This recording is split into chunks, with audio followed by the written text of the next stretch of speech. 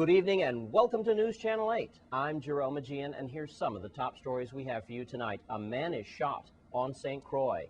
Cash for Gold comes to an end in Frederickstead. And some exotic dancers lose their tip money to bandits. These stories and more are up next on News Channel 8.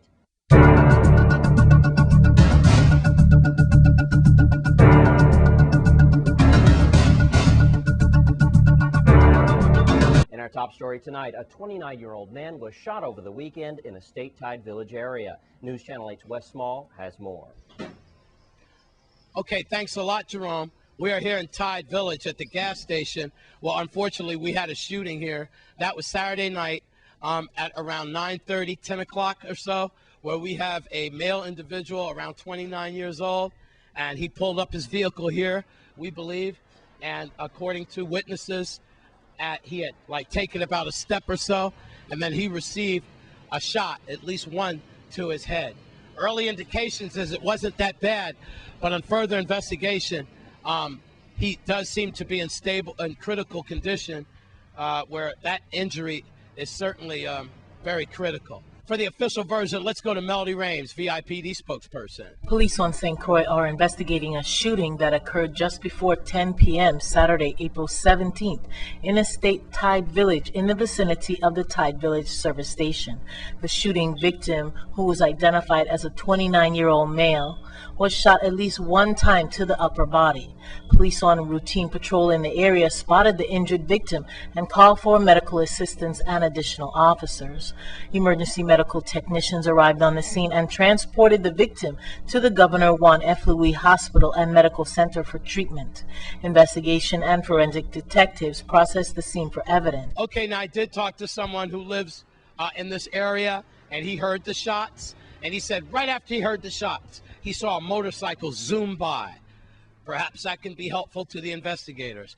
Perhaps that motorcycle driver was the perpetrator. Perhaps he was a witness, or perhaps he saw something and he could come forward. So we have that information coming in. I could also tell you that one of the bullets, we believe it was at least 3 fired. One of the bullets went right there, I believe, where that gray tape is, on its way towards the cashier. Very lucky that it got lodged in there, I guess. So we have a 29-year-old then who was shot in his head, and if we have any more information, we'll give it to you. I can tell you that there's a 2 o'clock press conference today for the VIPD at Rainbow Command, and perhaps they'll shed light on this latest shooting in our territory here in St. Croix. At Tide Village, and if you know anything about this, you should call 911, 778-2211, or Crime Stoppers at 1-800-222-TIPS. In Tide Village, I'm Wes Small for News Channel 8. Thanks, Wes Small. And in other news, there was a bomb scare earlier today on St. Croix. Wes has more. Thanks a lot, Jerome. We are here around Sunny Isle, and as you can see, we have had a bomb threat here. We have canine in the area of the drugstore, the Sunny Isle food court, and everything else. A few minutes ago, these areas were evacuated, and the staff and personnel, they're going back inside now. We'll try to have more information later on by tonight. But now, on a side note, one thing that we could tell you, reason why the ambulance is here, one of the members of the canine squad, unfortunately, were bit by one of their dogs. As they went inside to investigate the bomb, unfortunately, the officer was in the wrong area. Remember that these dogs are specifically trying to target something, and I guess the officer and the dog got confused of where they were, and unfortunately, that dog bit the canine officer. But he's okay. He was placed in the ambulance, and he was conscious, and he was talking. Kind of embarrassed, of course, but listen, it's not a funny situation. These animals are trained to protect and to serve the public and their partners, who is the VIPD. So if we can find out anything more on this, we will let you know. For now, I can tell you that it's around 11:30 in the morning. And this is what happened here in Sunny Isle. We've had a bomb threat, and now they're back inside. We'll let you know more as progress goes on. That's Sunny Isle. I'm Wes Small for News Channel 8. 5 men were arrested over the weekend on St. Croix. Here's Melody Rames. Police on St. Croix made 5 arrests following a call of shots fired in Estate Diamond Ruby. Arrested were 26-year-old Roberto Encarnacion of Estate Mombi Jew, 41-year-old Devin Henry of Estate Ruby, 26-year-old Nathan Francis of Estate Tamarin, 20-year-old Javed James of Estate Scion Farm, and 30-year-old Fernando H. Martin of Estate Work and Rest. Police seized a .38 caliber revolver and a 9mm pistol. Both weapons were unlicensed and had obliterated serial numbers. Officers of the Taggett team responded to a call of shots fired in Estate Diamond Ruby just before midnight Saturday, April 17th. As police approached the area, they saw several males outside of a residence and approached them. The weapons were found in the same area. The 5 males are all natives of St. Croix and were held on a $25,000 bail. Unable to post bail, they were all remanded to the Golden Grove Adult Correctional Facility pending further court action. There was a raid in Frederickstead earlier this afternoon.